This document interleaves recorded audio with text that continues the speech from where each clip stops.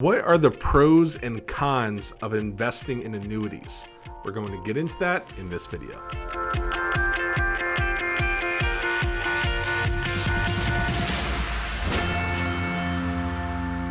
Okay, so a lot of people ask, how are annuities taxed? Well, first off, let's just say if you have IRA money or Roth money or anything that's qualified in an annuity, then those prevailing taxes are going to supersede what the annuity says. So if you have 403B money in annuity, which 403Bs are also called TSAs or tax shelter annuities, if you have that, then you can take money out at 55. If you're separated from service, the whole thing's taxable. So we're talking in this video mainly about non-qualified money.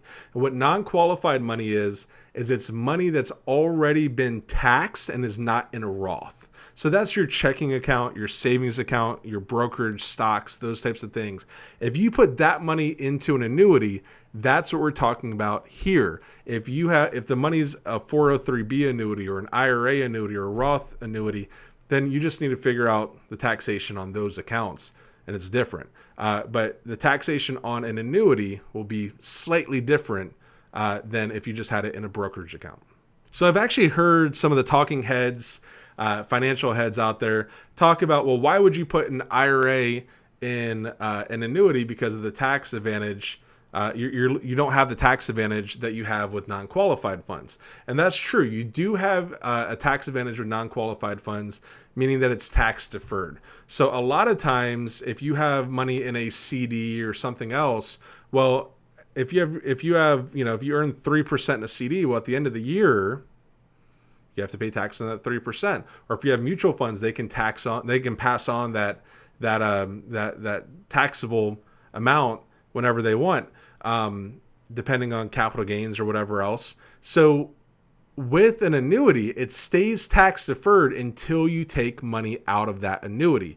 So if you have it in there for 20 or 30 years and then you take money out, the earnings are tax deferred. Now your principal, if it's non-qualified, your principal is always going to be, non-taxable, but the earnings will be taxable when you take the money out of the account.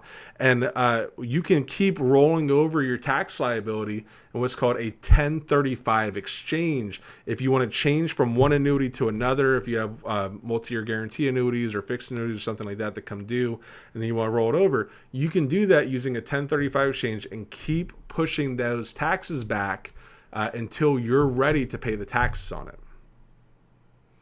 Now, one of the downfalls of annuities is it's just like most investments where it's last in, first out, meaning that you put your principal in and then you earn $10,000. Well, that $10,000 was the last money that came into the account. So that's going to be the first money that they distribute out, meaning that your first $10,000 will be 100% taxable to you.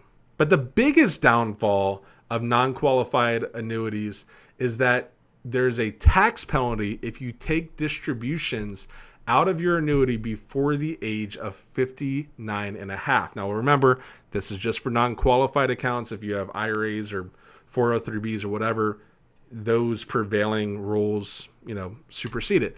But it is taxable. If you have non-qualified money and you take it out at 55, you will have a 10% tax penalty in addition to the taxes that you owe on that distribution. If you just had it in a CD or a non-qualified account, then you wouldn't have that. So that is the biggest con of taxes in annuities. But if you're over the age of 59 and a half, or you like the idea of deferring your taxes until 59 and a half or later, then non-qualified accounts in annuities can be pretty beneficial.